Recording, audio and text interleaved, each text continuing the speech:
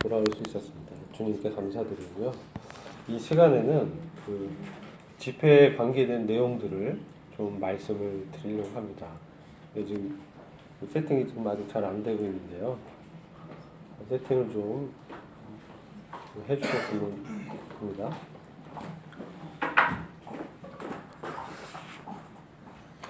제가 중국에 작년 3월에 회사 출장차 한번 갔었어요.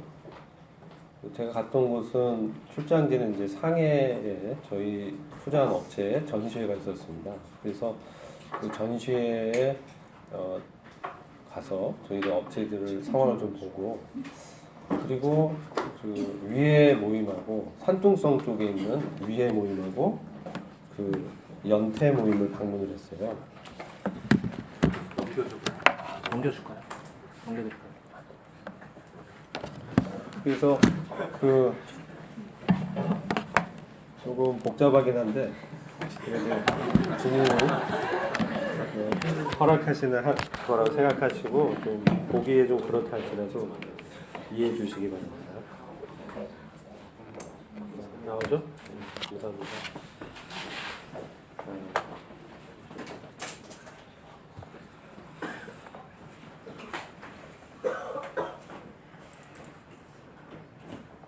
오늘 이후 일정들이 좀 있어가지고 진행을 좀 빨리 하도록 하겠습니다. 그렇죠?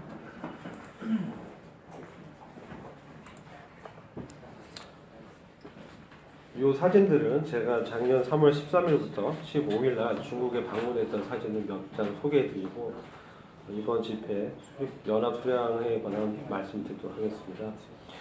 제가 2015년 3월 13일부터 3월 15일 동안에 중국에 방문해서 제 업무상 일정을 마치고 두 교회를 방문했었습니다. 그때 저의 마음 가운데 들어왔던 말씀은 빌립보서 4장 1절이었어요. 한번 같이 읽어볼까요? 시작. 그러므로 나의 사랑하고 사모하는 형제들, 나의 기쁨이요 멸류가 아닌 사랑하는 자들아, 이와 같이 주 안에 서라. 바울이 빌립보 교회 성도들에게 이런 말씀을 하시면서 빌립보 성도들이야말로 바울의 기쁨이고 멸류관이다, 그리고 나의 자랑이다, 이렇게 이제 말씀하는 것들을 보게 됩니다. 그리고 마지막으로 주 안에 설 것을 이제 권면을 하죠. 이 말씀을 제가 사실 그때 규제했던 말씀은 그리스도의 심판석에 관한 말씀을 이제 규제했는데 그 중에 이제 복음 전도자 받을 상급이 바로 이 기쁨의 멸류관인데, 복음을 증거해서 거기서 영혼을 얻었을 때 그 영혼들이 이제 교회로 부르심을 입었기 때문에 교회 안에서 영적으로 이제 자라게 됩니다.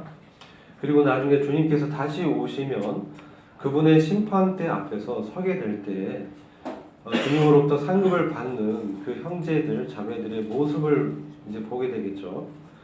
그와 같은 것 자체가 이 전도자에겐 바로 기쁨의 멸류관이다, 이렇게 이제 고백을 하는 것입니다. 이게 연태 시내인데요. 저희 연태 시내 좀 그때 문성 형제님하고 차를 타고 가면서 제가 이렇게 사진을 찍었던 장면이에요. 많이 발전돼 있어요. 산둥성은 우리나라 이렇게 비교해도 시내라든지 경제 이런 부분도 있어서 외형적으로는 많이 발전돼 있는 이 시입니다. 물론 이제 어떤 물가라든지 경제 규모라든지 이런 거는 작긴 하지만 이 도시가 좀 깨끗했어요. 그 다음에 먼저 연택교회 집회를 보시면은 그때 연택교회는 상가를 빌려서 이렇게 모였었어요. 그래서 보시면 한 20명 정도 이렇게 모였던 걸로 기억이 되고, 구도자도 한 2분 오셨던 걸로 기억이 됩니다. 그래서 이제 같이 끝나고 사진을 찍었어요. 여기 제일 오른쪽에 보면 키 큰 형제는 아닌데 구도자고 이 연택교회에 참석하고 있는 유학생입니다. 유학생.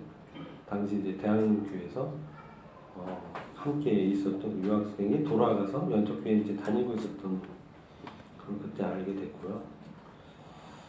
그 다음에 저희 위에 교회에 그 다음날 방문을 했어요. 주일 방문해서 이 위에 교회 사실 먼저 토요일 저녁에 방문했어요. 방문했는데 그 중국은 6일을 이제 일을 합니다. 그래서 토요일 늦게까지 일을 하시는데 밤에 이렇게 오셔가지고 집회에 이제 참석을 하셨어요. 그래서 위에 교회 성도들하고 같이 찍었습니다. 사진을. 한 30명 정도 모였던 걸로 기억이 납니다. 저의 그 왼쪽에 있는 형제님이 황형제님인데 황정과 형제님인데 이후에 이제 위에 교회 장로로 위임되셨습니다. 그리고 이게 작년 기도 제목이에요. 이제 기억나실지 모르겠지만 4번을 보세요. 광주 모임 개척, 협력 사역. 저희들이 이제 작년에 계속 기도해 왔는데 드디어 광주 모임이 개척이 됐죠. 다 아실 것입니다. 이번에 이제 저희가 방문한 곳은 산동성이었습니다. 그쪽에 그 연택교회가 주로 주관을 했습니다. 연택교회가 주최를 하고 그리고 이 위에 교회 성도들이 같이 모였고 광주에서도 성도들이 같이 모였습니다. 그러니까 세 교회가 모인 거죠. 그리고 이제 모평교회 자매님들이 2분 정도 참석을 하셨어요. 윤정혜 형제님이 29일 제 인천공항에 와주셔가지고 격려해 주시고 배웅하는 모습입니다. 그래서 저희가 이제 출발을 했습니다. 지도 보시면 이제 산동성은 저희 인천공항에서 비행기로 1시간 걸립니다. 그래서 제가 29일날 12시에 출발해서 도착을 12시에 했습니다. 12시에 출발했는데 도착을 12시에 했어요. 왜 그럴까요? 시차 때문에. 시차가 1시간 시차가 있습니다. 저희가 1시간 빠릅니다. 그래서 저희 시간으로 1시인데 그 산동성 지역의 시간으로는 12시인 거죠. 그리고 여기 광저우가 밑에 있죠. 여기 이번에 개척된 모임에서 또 이제 여기서 이 산동성까지 올라오신 분들이 있었습니다. 연택공항에 도착해서 많이 본 분하고 같이 사진 찍었습니다. 우리 문성진 형제님 같이 사진을 찍었습니다. 배가 좀 비슷한 것 같아요. 네, 그래서 그 연택교회로 갔습니다. 그래서 영접과 식사를 같이 했는데요. 여기 중국어로 써있는, 저는 잘 중국어 잘 모르는데 앞에가 예수님이라는 뜻이래요. 예수에 그 다음에 이 너자라는 의미가 있대요. 당신. 예수님께서 당신을 사랑하십니다. 이런 뜻이라고 알려주셨어요. 요게 문에 딱 들어가면은 옆에 벽에 딱 붙어 있어요. 그리고 연택교회 상황을 이제 제가 왜 말씀드리냐면은 제가 작년에 방문했을 때 그 상가에서 이렇게 모이는데 주일날 제가 그 집회에 같이 참석했습니다. 좀 15, 20명 정도 모였는데 장로가 이제 안 세워져 있었고 모임이 좀 어려운 가운데 있었다고 들었어요. 근데 지금 올해 이렇게 방문했는데 굉장히 모임이 더 성장돼 있고 장로도 이렇게 세워지고 성도들이 이렇게 하나 된 모습으로 이 집회를 준비하는 것들을 보게 됐습니다. 연택교회가 이제 그때는 상가였는데 여기는 아파트 건물을 구해서 그 안에 예배당으로 꾸몄고요. 그 가장 높은 층이 없고 복층 구조인데 합하면 50평 정도 되는 넓이였어요. 그래서 한 층에는 예배당과 주방이 있고 그 다음에 그 위에는 복층 구조로 주일학교를 할 수 있도록 꾸며놨습니다. 이 형제님들이 이렇게 공사를 다 하셨더라고요. 여기 보시면 그 사진의 왼쪽에 있는 분이 왕한영 자매님 부모님이세요. 안경 낀 두 분 오시고 앉아서 이렇게 환하게 웃고 있는 형제님은 조풍희 형제님인데 연택교회의 바로 일꾼 형제님이세요. 그 뒤에 계신 자매님이 이제 조풍희 형제님의 자매님이고 제일 오른쪽인 왕자매님이셨어요. 그래서 이분들이 식사를 준비를 해 놓으셔가지고 저희가 한 3시 정도 됐었거든요. 여기서 같이 점심을 먹었습니다. 먹고 좀 있은 여기가 이제 그 복층 구조로 되어 있는 주일학교 장소입니다. 그리고 연택교회 성도들이 오시고 광주에서 장자매님하고 천자매님 이번에 침례받은 자매님 오셔서 영접하면서 서로 이제 이름도 얘기하고 그렇게 좋은 시간을 보냈어요. 그리고 저녁 무렵 다 돼서 저희가 숙소로 갔습니다. 거기에 가면 집회를 준비하고 있었습니다. 지금 이 헤드폰 끼고 있는 형제는 우리 잘 알고 중근 형제 먼저 와 있었고요. 그 건너편에 앉아 있는 형제가 옆모습인데 안성수 형제라고 통역을 해주는 형제예요. 와서 그 통역을 하기 위한 PT 자료를 번역하고 있었습니다. 저보다 하루 일찍 28일 저녁에 와서 이제 준비를 하고 계셨습니다. 음료를 좀 준비해 주시고 그리고 이 형제님하고 이번에 결혼할 자매님 김선혜 자매님 오셔서 같이 이제 번역을 해줘서 많이 도움이 됐어요. 이날 저희가 밤에 새벽 3시까지 작업을 했어요. 번역을 할 물량이 많아가지고 새벽 3시까지 작업을 하는데 자매님이 2시까지 도와주셨어요. 작업하고 있죠. 밤에 이제 안영자매하고 윤영호 형제님이 밤 비행기로 도착해서 야식을 하고 있는 자리입니다. 여기 그 숙소 밖을 본 이제 장면을 찍었어요. 저 건너가 바로 바다입니다.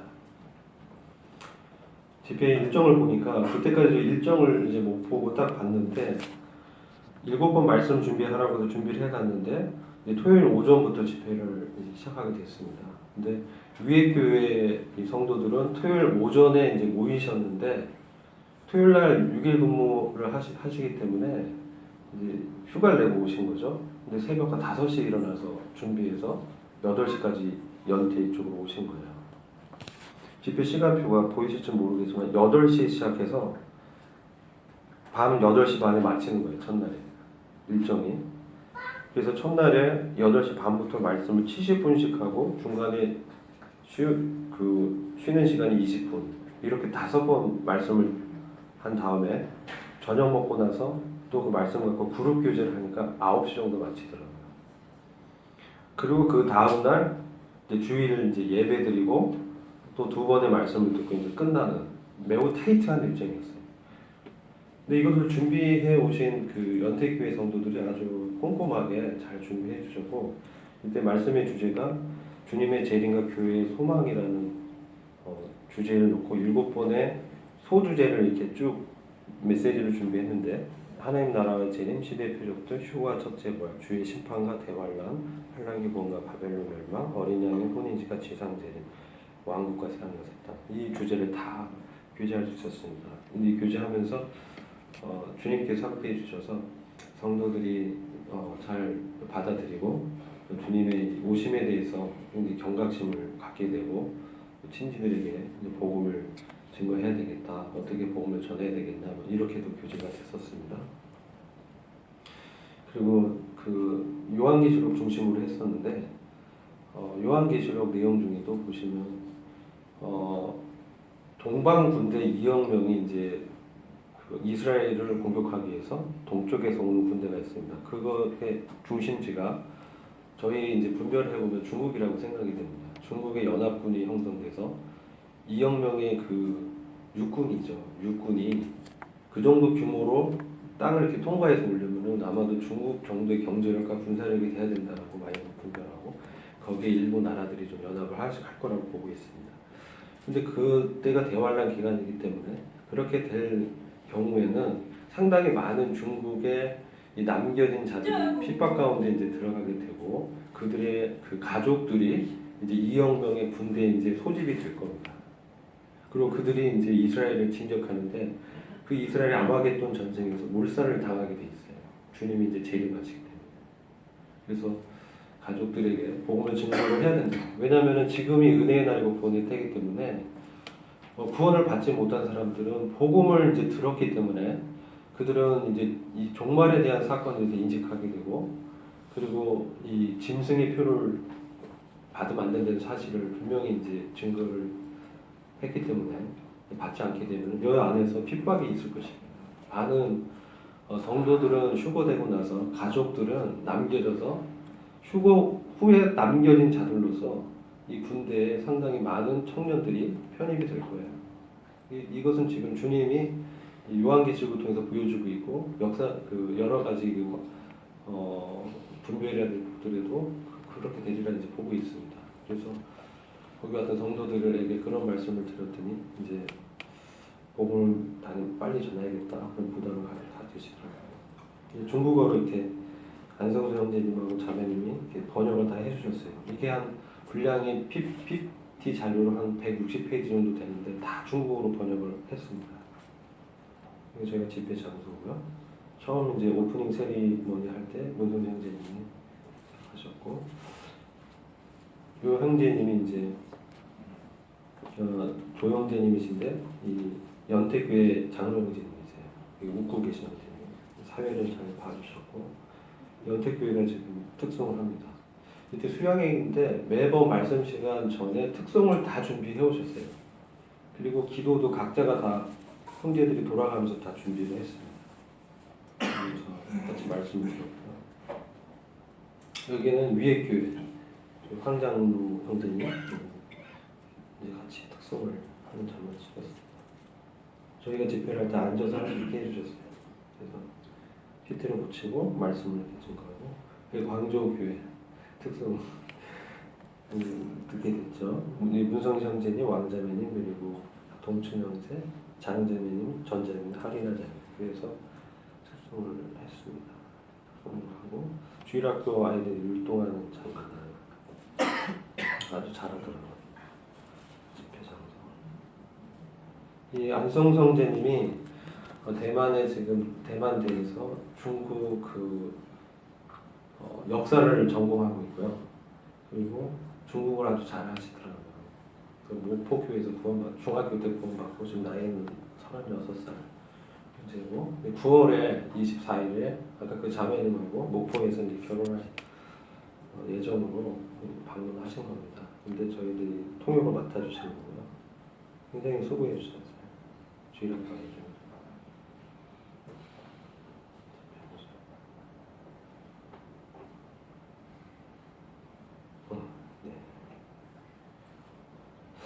저희가 그 첫날에 5번 말씀 전할 때 다른 그 룸을 빌려가지고 주일학교 아이들한테 이렇게 복음을 전했습니다.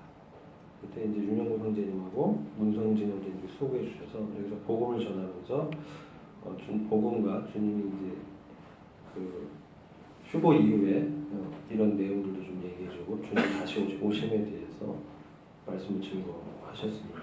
아이들이 그런 장면을 이제 그림으로 그렸어요. 이따 보여드리겠습니다. 이 아이가 8살 저매로 한 아이인데 제가 주일 오전에 특송을 이 어린 학생이 8살짜리 어린 학생이 특송을 이렇게 하더라고요. 근데 굉장히 감동적이었고 굉장히 성실한 친구고 교회에서는 뭐 예비 장로라고 같이 얘기하고 들었습니다. 이 여학생은 요한계시록을 읽고 거기 밑줄을 치고 공부하고 있는 장면이에요. 어머니가 21살 때 그 인천 연수교회 도움으로 구원을 받고 근로자를 오셔서 이제 돌아가서 이제 신앙생활을 하면서 그래서 낳은 아이이고 매번 기도 제목을 기도 노트를 이렇게 적어서 그 윤영재님 부부를 위해서 기도하고 있다고 하더라고요. 그림 그리면서 십자가에 못 박힌 그리스도 그렇고요. 여기 보시면 한자를 보면은 나자가 있고요. 내가 이게 너 여자인 것 같아요. 예, 함께 동제 해서 내가 너와 함께 하겠다. 이 중국어 뜻은 그런 것 같습니다. 그래서 주님이 함께하는 주님 오셨을 때 모습을 보였어요. 주님 오셨을 때 모습입니다. 그리고 이제 둘째 날 애찬을 좀 하게 됐어요. 모여서 애찬하는데 이 음식이 굉장히 다양하게 나왔어요. 푸짐하게 나와서 아주 잘 먹었습니다. 하도 하동춘 형제님하고 흐른하재님 그리고 마치고 나서 기념사진을 촬영하고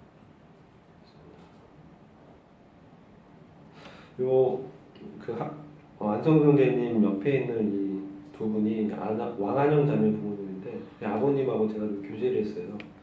교제하는데 집회를 잘 들으셨는데 주님의 창조에 대해서 믿음이 없으시더라고요. 하나님께서 창조주를 하시는 믿음이 없으시기 때문에 근데 이제 딸을 사랑하셔서 딸의 부탁으로 오기 싫었는데 딸의 부탁해서 맞다. 그래서 굉장히 솔직하시고 교제를 좀 할 수 있어요. 기도가 아주 많이 필요하고요. 하동준 형제 그 왼쪽에 있는 친구가 사촌 동생인데 와서 주님의 심판에 대해서 듣고 굉장히 두려움을 갖고 이런 일에 대해서 이제 알게 된 거죠. 그래서 복음을 이제 별 마음 준비가 됐던 것 같고 안영자매하고 같이 사진 찍었습니다. 윤영 형제님 준치에 계시죠. 건덕 형제님이 주일날 이렇게 함께 해주셨어요. 오건덕 형제님과 함께 하셔서 같이 찍었고요. 여기가 연택교회 일꾼 형제님들하고 지금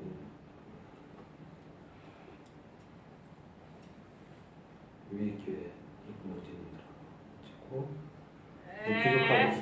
귀국하면서 여기가 연택공항입니다. 이렇게 돌아갔습니다. 기도 대목을 좀 주목해 주셨으면 합니다. 2015년도에 광주 모임의 개척을 위해서 이제 기도를 해서 개척이 됐습니다. 그리고 광주 모임에 구도자들이 계속 더해지고 구원 받을 수 있도록 지금 기도 제목을 내용은 좋고 20명 정도가 지금 계속 교제를 하고 있다고 하시더라고요. 그래서 광주에 천나나 서석희 루서야오 탕슈메이 남편과 친구 장자매님의 셋째언니 둘째 형부 부모님 헤이조의 이제 하동준 형제님 부모님 그리고 사촌 동생 아까 봤죠 함께 그 사촌 동생 구원 광시성에는 광조가 있는 그쪽이 광시성입니다.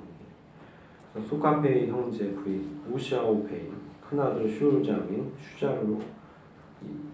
슈자루이 그다음에 천자매 부모님 남동생 여동생 천빙스인 해남도의 주팅팅 자매 부모님 그리고 다 구도자들입니다. 왕한영 자매 부모님 그리고 왕울문이라고 서대문 교회에 있었다가 온 유학생이죠. 그래서 좀 교제했는데 굉장히 말씀 시간에 주목해서 잘 듣더라고요. 그래서 이 믿음이 그때는 구원받은 줄 알았는데 지금 많이 흔들리고 있다고 얘기를 했고 근데 그 마땅히 그 주변에 교회가 없다고 얘기하더라고요. 그래서 왕울문 씨를 위해서 기도를 해야 됩니다. 지금 구원의 그 확신이 흔들리고 있는 상황인 것 같습니다. 그다음 산동성 지역교회 연태, 위해 그 사이에 모평이 있는데 모평은 인원은 많지 않은데 위해 교회에서 모평 지역으로 옮긴 가정을 중심으로 몇 분이 이렇게 모여 있는 것 같아요. 영적 성장을 위해서 그다음 미군적 양육을 해주시고 하나님의 복음의 열매가 티베트까지입니다. 가지가 티베트까지 광시성과 호북 홍남성까지 땅끝까지 열매 맺을 수 있도록 기도 제목이고요. 선교사와 가족의 영육 간의 강건함과 자녀들의 진로와 결혼을 위해서 기도해 주십시오. 저가 굉장히 빡빡한 일정이었는데 오면서 가면서 많은 에피소드들도 많았습니다. 그리고 주님께서 은혜로 잘 갔다 오게 하셨고요. 여러 가지 일들을 통해서 교훈받은 것은 우리가 이렇게 기도하고 일을 준비할 때 역시 마귀도 똑같이 일을 한다는 것을 보게 됩니다. 그래서 어려움을 통해서 성도들의 마음을 어렵게 하고 흔들어서 하나님의 뜻이 나타나는 것을 방해하려는 것들을 이렇게 보게 됐어요. 그래서 저희들이 이렇게 집회할 때 저희가 기도를 이렇게 해주셔야 되고 성도들이 많이 기도해 주셔서 주님의 함께하심을 경험했습니다. 그리고 집회 이렇게 말씀할 때도 꼭 준비한 말씀 아니더라도 그때그때 생각나는 말씀부터 교제를 할 수 있었고 주님께서 마지막 때에 특별히 이게 중국 성도들 가운데 역사하심을 볼 수 있었어요. 그리고 이쪽에 사단의 역사가 굉장히 강하기 때문에 우리가 함께 기도하지 않으면 또 물질로도 돕고 영적으로 도와주지 않으면 힘든 상황인 것을 이렇게 보게 됐습니다. 좀 기도해 주셔서 감사드리고 주님께 모든 감사와 영광을 돌려드립니다. 계속 기도해 주시기 부탁드립니다. 선교사 가졌던 사진이에요. 이름은 다 아시잖아요. 이름으로 밝히지는 않았습니다. 보다 잘 안 보이세요?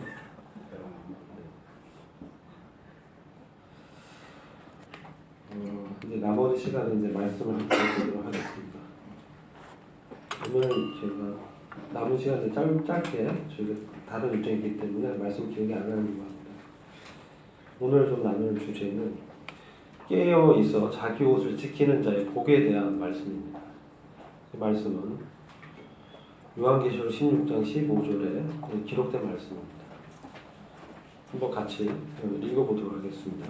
시작. 보라, 내가 도적같이 오리니 누구든지 깨어 자기 옷을 지켜 벌거벗고 다니지 아니하며 자기의 부끄러움을 보이지 아니하는 자가 복이 있도다. 이것은 사실 대환란 기간 동안에 성도들에게 주님께서 말씀하신 메시지입니다. 그러나 이 말씀을 이렇게 보게 되면서 계시록 16장에는 대접의 심판이 진행되는 환란기 마지막 때인데 주님이 이런 메시지를 성도들에게 하고 계신 것을 보게 됩니다. 주님이 이 마음을 드러냈다고 보여지는데요. 여기 보면은 주님께서 보라라고 이렇게 우리들의 주목을 끄는 말씀하고 있습니다. 보라, 내가 도적같이 오겠다. 이것은 주님이 정말 아무도 예기치 못한 시간대에 재림하실 것을 말씀하십니다. 누구든지 예외가 없습니다. 끼어서 자기 옷을 지켜 벌거벗고 다니지 아니하며 자기 부끄러움을 보이지 아니하는 자가 복이 있도다. 저는 오늘날에도 환란기가 아닌 오늘날에도 지금 이 시간에도 주님이 성도들에게 끼어서 자기 옷을 지킬 것을 말씀한다고 믿어집니다. 그리고 이 말씀은 준비하게 되면서 오늘날 교회로 모이는 저희들도 이 말씀을 통해서 교훈을 받고자 하는 것입니다. 데살로니가전서 5장 2절부터 10절 말씀을 보시면 데살로니가 교회에 대한 주님의 메시지인데요. 주의 날이 밤에 도적같이 이룰 줄을 너희 자신이 자세히 알리라. 주님의 이 재림하시는 그때는 이 밤에 도적같이 이른다는 것입니다. 우리는 이것을 자세히 알고 있어요. 아마 데살로니가 교회가 바울의 복음 전도를 통해서 교회가 이제 생겨났고 믿음의 연수가 오래되지 않은 이 형제 자매님들이었는데 그들에게 어려움이 많았던 것 같습니다. 그래서 그런 어려움 가운데 주님이 다시 오심에 대해서 바울이 이렇게 이 비밀을 이렇게 얘기해주고 휴거의 비밀, 또 첫째 부활의 영광의 비밀을 교제했습니다.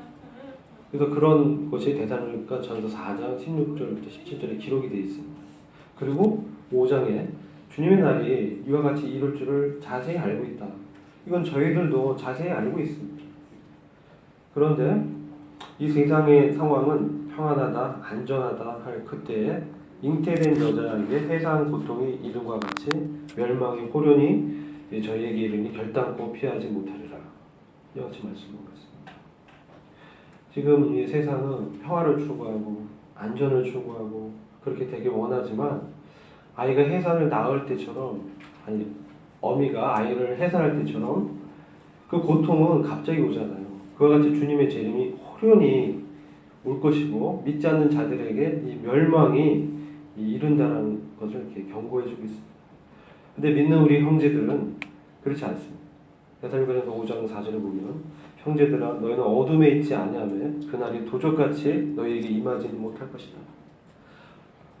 이것은 우리가 주님이 오실 그 때와 그 시를 정확히 알지 못하지만 주님께서 이 성경 말씀을 통해서 저희들에게 경고하고 있지 않습니까?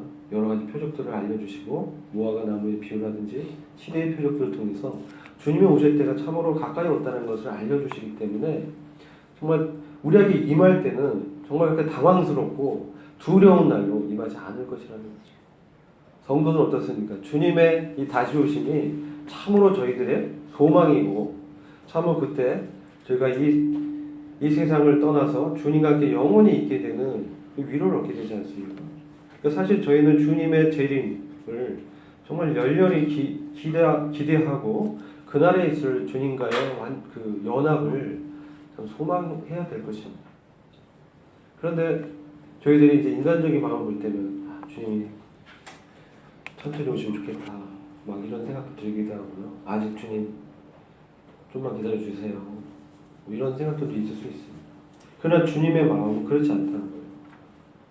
요한계시록을 이렇게 쭉 보다 보면 속히 오겠다. 내가 속히 오리니 이런 말씀을 많이 하고 계시거든요. 그래서 저희들이 영적으로 깨어있기를 원하시는 겁니다. 깨어 있어야 된다. 그리고 자기 옷을 지켜야 된다고 말씀하고 있습니다. 그러면서 주님은 우리가 다 빛의 아들이고 다지의 아들이고 우리가 어둠에 속한 자가 아니라는 거죠. 우리는 주님 안에 있는 자들입니다. 우리는 우리 안에 주님이 사시기 때문에 늘 주님과 동행하기 때문에 주님의 임박한 그때에는 분명히 주의 성령께서 경고를 하시리라 생각이 되어집니다. 그래서 그러나 우리가 영적으로 자고 있다면 주님이 오실 때 우리가 깨어 근신하지 않고 있다면 마치 세상 사람처럼 당황스럽고 준비되지 않았기 때문에 정말 그 여러 가지 그 마음 가운데 갈등을 많이 겪고 있으리라 생각이 되는 거죠. 난 아직 준비가 안 됐는데 주님이 오셔버리면 그와 같은 어려움을 또 생각할 수 있다고 생각이 되는 거죠. 그래서 이 말씀하시면서 5장 10절 보시면 예수께서 이 말씀 같이 한번 읽어보겠습니다. 데살로니가전서 5장 10절 말씀 제일 마지막에 있는 말씀입니다. 같이 읽어보겠습니다. 시작. 예수께서 우리를 위하여 죽으사 우리로 하여금 깨든지 자든지 자기와 함께 살게 하려 하시니라. 우리가 영적으로 깨어있든지 자든지 주님은 우리와 함께 살게 하시려고 우리를 위해서 죽으셨다고 말씀입니다. 우리가 비록 영적으로 자고 있어도 주님은 우리와 함께 살고 계신 거예요. 아까 제가 롯의 이야기를 잠깐 감사할 때 언급하지 않습니까? 롯이 영적으로 자고 있었어요. 소돔성과 고모라성에 있으면서 세상의 어떤 부유함, 세상의 번영 이런 것들에 마음이 이렇게 많이 빼앗겨 있던 것을 보게 됩니다. 그렇게 그런 상태에 있다면은 그 부끄러움을 경험하게 될 거예요. 부끄러운 구원을 받는다는 겁니다. 자기의 부끄러움을 보게 된다는 것은 주님이 오실 때 정말 부끄러운 것을 경험하게 된다는 말씀이고 우리에게 적용한다면 그리스도의 심판대에서 우리의 공력이 다 불타워져서 아무것도 남지 않는 손해를 보게 되는 그런 상황이라고 분별이 되는 것입니다. 주님은 깨어 있어라. 말씀을 그 중국 교회 이 성도들 이렇게 보니까 일찍 일어나고 아주 근면하고 성실하고 영적으로 많이 깨어 있는 것들을 보게 됐습니다. 아이들도 주님의 오심에 대해서 경각심을 갖고 말씀을 제가 70분씩 7분을 전했는데 끝까지 잘 들으시더라고요. 그래서 주님의 말씀에 이렇게 창념하는 것들을 보게 되고 어린 시절부터 그런 것들을 보게 됩니다. 왜 깨어 있어야 이것은 참 주님의 명령임을 마태복음 24장 42절 보면 깨어 있어라. 왜 자꾸 이 말씀을 하고 있냐? 주님이 어느 날에 임하는지 우리는 잘 모른다. 그러나 우리의 주인 되신 주님께서는 반드시 다시 오신다는 거죠. 그리고 우리에게 맡긴 일들이 있습니다. 이 땅 가운데서 남겨지지 않게 하려는 우리의 가족이나 친지들이 환난기에 남겨져서 그 고통스러운 환난을 통과하면서 구원을 이제 얻게 되겠지만 그런 환난을 통과하지 않게 하기 위해서는 우리가 깨어서 이것을 증거해야 된다는 겁니다. 아마도 이런 말씀을 들은 자들 중에 이 가족들이 말씀 듣잖아요. 그런데 믿지 않을 수도 있습니다. 그러나 주 예수를 믿으라. 그리하면 너와 내 집이 구원을 얻으리라. 주님 분명 말씀하셨어요.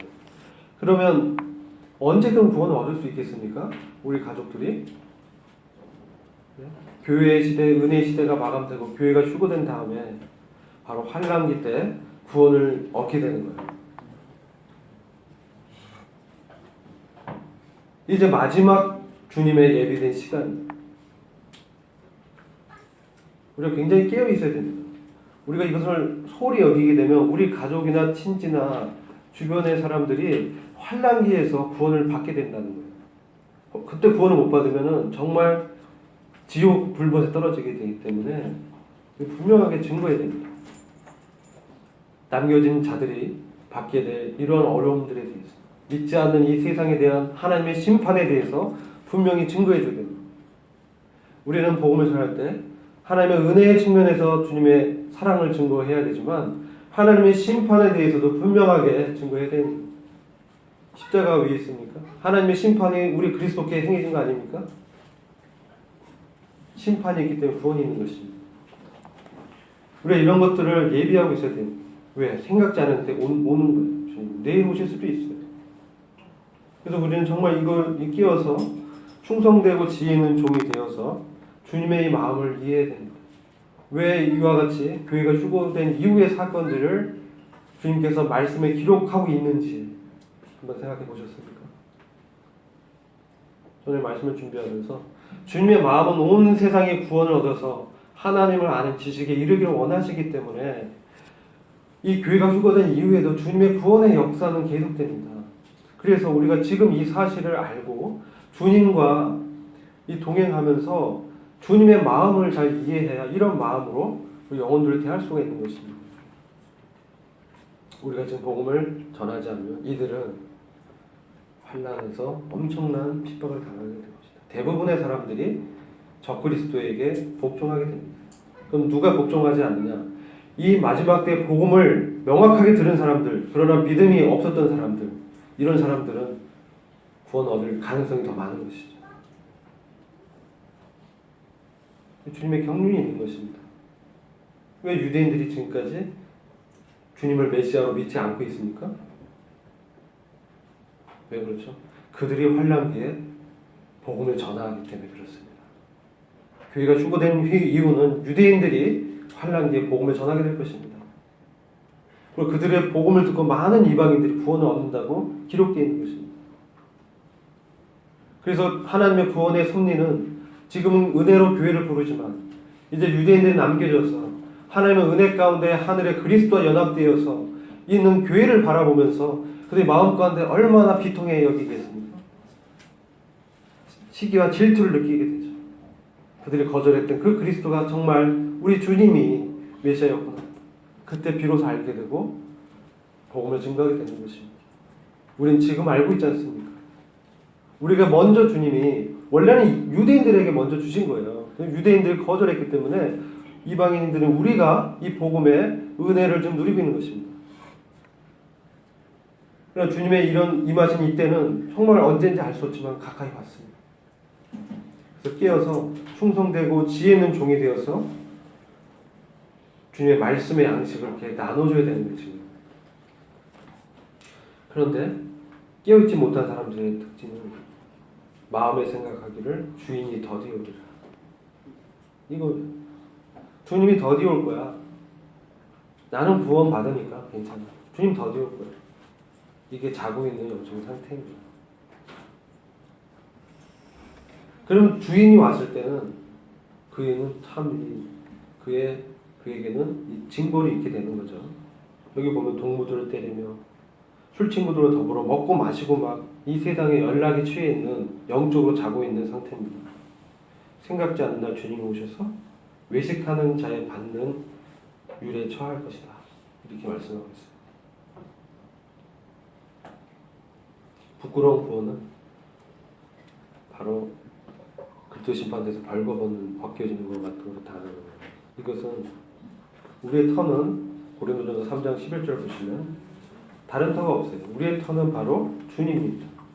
그래서 우리가 끼어서 자기 옷을 지킨다라고 하는 하나의 의미를 말씀드립니다. 이런 자들만이 주님의 심판대에서 섰을 때 이 손해를 보지 않습니다.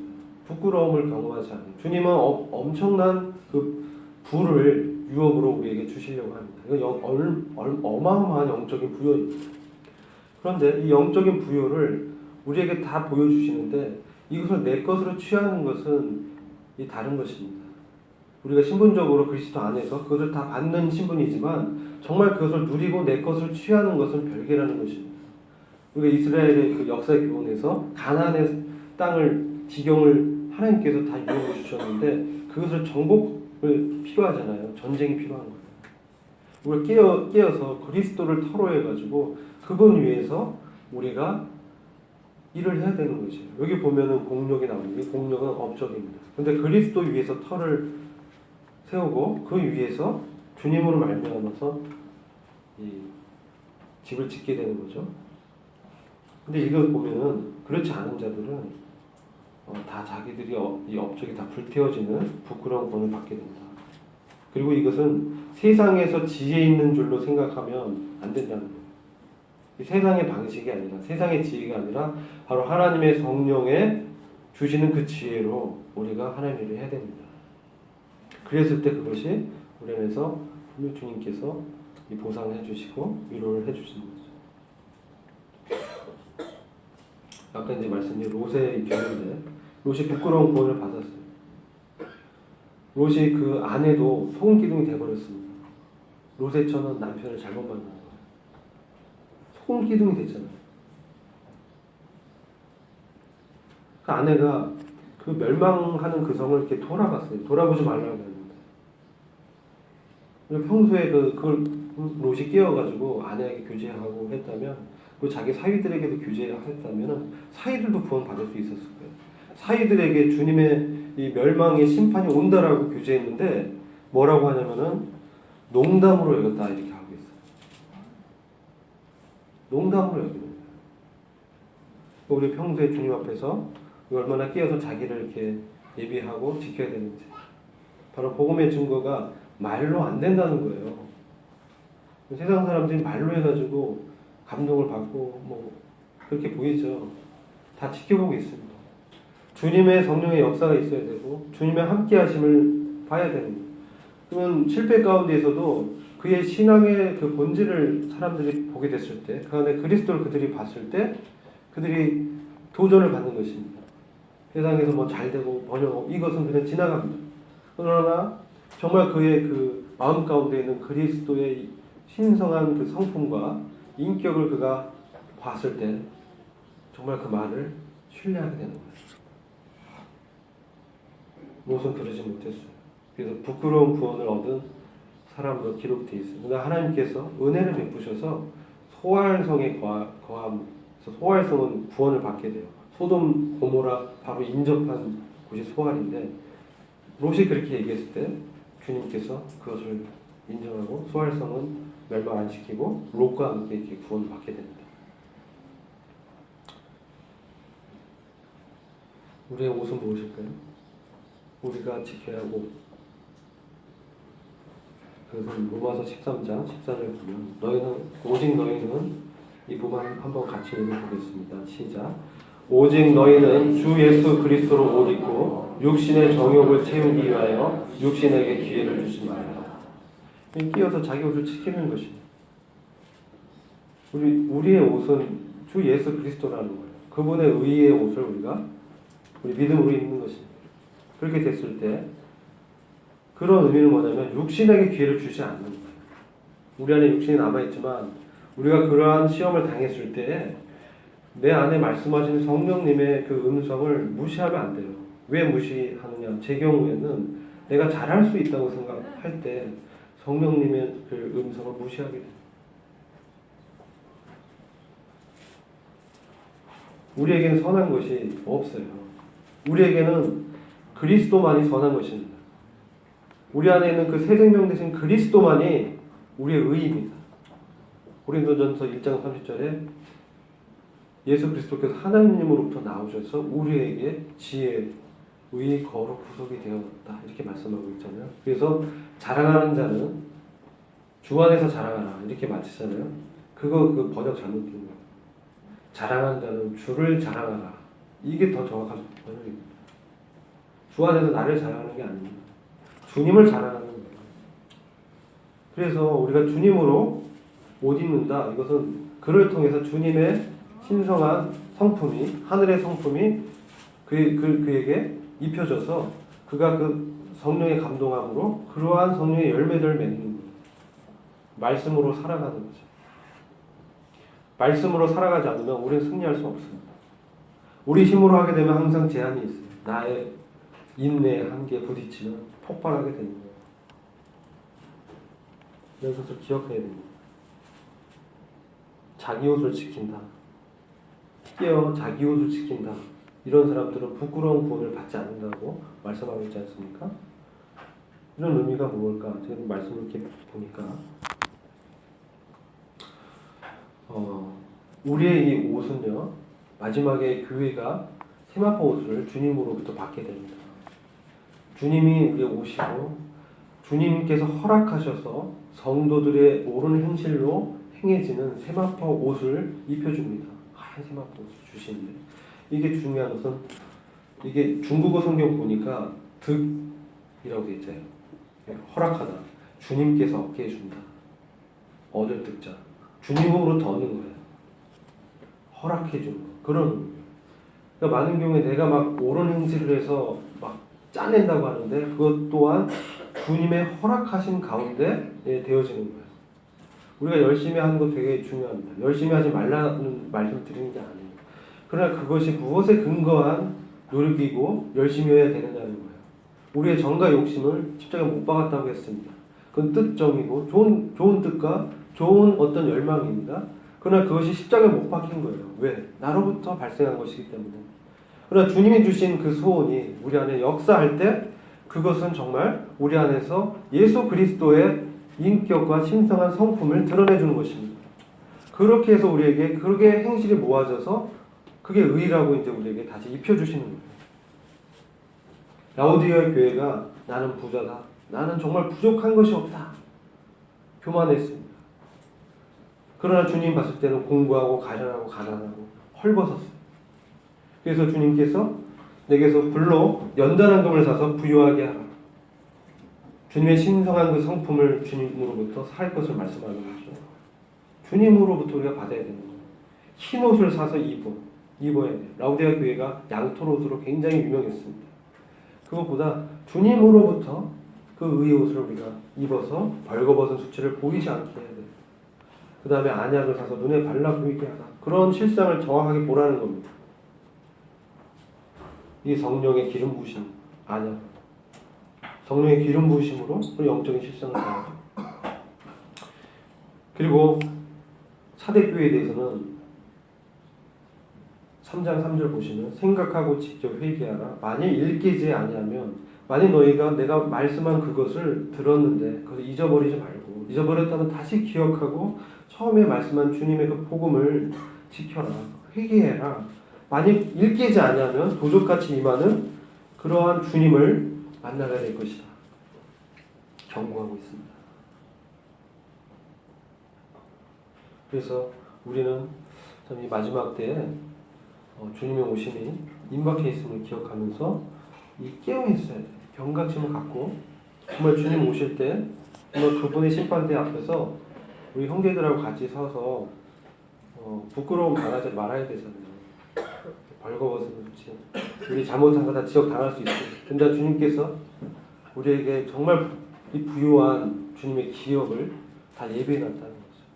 우리가 그리스도 안에 있으면 그런 것들을 이제 주님께서 주님과 동행하면서 우리를 예배하면서 지키면서 주님의 뜻을 이렇게 우리가 살펴보면서 주님께 물으면서 살아가야 되는 것입니다. 제가 참 이 집회 준비하면서 느낀 것은 우리가 실패하는 많은 경우가 주님께 묻지 않는 경우에 실패하게 돼요. 깨어서 주님께 물어봐야 돼요. 정말 주님 어떻게 해야 됩니까? 주님 이것이 맞습니까? 주님으로부터 확신을 얻어야 돼요. 그를 앞으로 나갈 수 있는 것입니다. 저와 여러분들한테는 주님 다시 오실 이때 주님과 동행하면서 깨어서 주님이 주신 그 의를 우리가 지키고 주님이 우리 거룩함이 되고 구속함이 되고 지혜가 되고 그러한 날들로 태워지기를 정말 간절히 바랍니다. 기도하고 마치겠습니다. 주님 감사합니다. 오늘 주님께서 참 중국에서 역사하심을 참 보여주시고 또 저희들에게 많은 도전과 또 위로를 주신 것을 감사를 드립니다. 주님의 다시 오심이 임박하는 때 저희가 깨어서 주님 주신 의의 옷을 참 지키게 하시고 주님과 동행하면서 참 주님의 오실 때 우리 형제들과 함께 참 기쁨이요 자랑의 멸류관이라고 서로 위로할 수 있는 저희들이 되기를 간절히 원합니다. 주님께 참 부탁하고 우리 예수 그리스도의 존귀하신 이름으로 기도했습니다.